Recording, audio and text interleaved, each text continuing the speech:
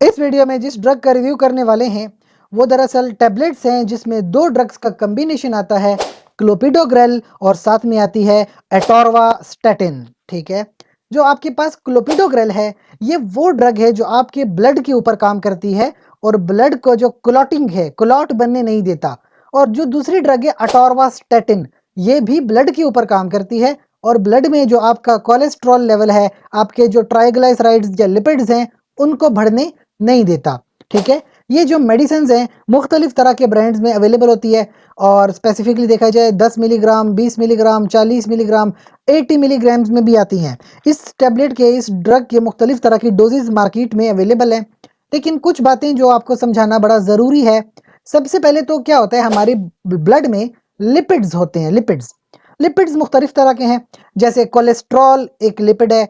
इसके अलावा देखा जाए कुछ लो डेंसिटी लिपिड्स होते हैं जिनको बैड लिपिड्स कहते हैं, कुछ हाई डेंसिटी लिपिड्स होते हैं जिनको गुड लिपिड्स कहते हैं। इसके अलावा ट्राइग्लिसराइड्स हैं, वो भी लिपिड्स हैं।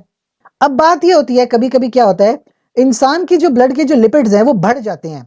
ठीक है, कोलेस्ट्रॉल का लेवल अगर बढ़ जाए उसका नुकसान है।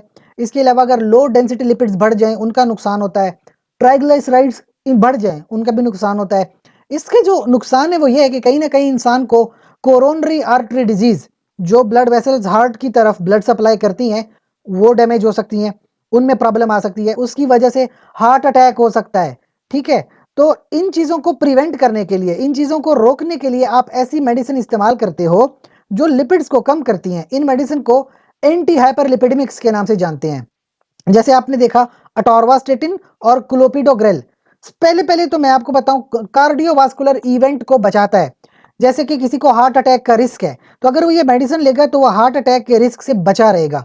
इसके अलावा किसी को स्ट्रोक हो गया है या किसी को ट्रांजिएंट इस्कीमिक अटैक हो चुका है पहले, यानी हार्ट अटैक या ब्रेन के ऊपर किसी तरह का अटैक हो चुका है, तो वो ये मेडिसिन लेंगे ना तो उसका ये रिस्क कम हो जाता है। इसके अलावा अगर किसी को एथेरोस्क्लेरोसिस है, यानी पहले से ही उसकी ब्लड वेसल जो है उसमें क्लॉट वगैरह या क्लॉगिंग हो गई है, ब्लड वेसल में ब्लॉकेज है, तो ये मेडिसिन इस्तेमाल कर सकते हैं।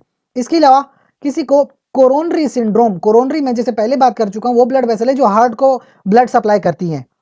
किसी को अनस्टेबल एंजाइना हो हार्ट के ऊपर, या मायोकार्डियल इन्फार्क्शन, जो क्या होता है कि हार्ट अटैक होता है, वो दो तरह का हो सकता है, नॉन एसटी एलिवेशन हो या एसटी एलिवेशन, स्टेमी हो या एन स्टेमी हो। इन दोनों को बचाने के लिए या अगर किसी को हो गए हैं, इनके बाद ये मेडिसिन इस्तेमाल हो सकती है। जिन लोगों को ब्लड हार्ट के अंदर स्टंट पास होते हैं, तो स्टंट वाले भी, यानी एंजियोप्लास्टी जिनकी हो गई है ना, उनमें भी ये मेडिसिन देते हैं। और अगर किसी को पेरिफेरल आर्टरी डिजीज है, जिसम में जो ब्लड वेसल्स गई हैं उनमें कोई डिजीज है, वो भी इस मेडिसिन का इस्तेमाल करते हैं। कुछ बातें याद रखें कि अगर किसी को अटोर्वास्टेटिन से एलर्जी है तो वो मेडिसिन इस्तेमाल नहीं कर सकते। इसके अलावा किसी को अगर लिवर का प्रॉब्लम है, लिवर को सिरोसिस है, तो फिर क्या होता है कि ये मेडिसिन इस्तेमाल नहीं कर सकते। इसके अलावा कुछ साइड इफेक्ट या कुछ एडवर्स इफेक्ट हैं, अक्सर डायरिया लोगों को हो जाता है, वो इसके साथ बड़ा कॉमन है। बहरहाल, इसके अलावा अगर आपका कोई भी सवाल हो मेडिसिन के बारे में जानने के लिए तो आप कमेंट सेक्शन में पूछिए। साथ ही साथ चैनल को लाइक करें, कमेंट करें, शेयर करें, सब्सक्राइब करें। शुक्रिया।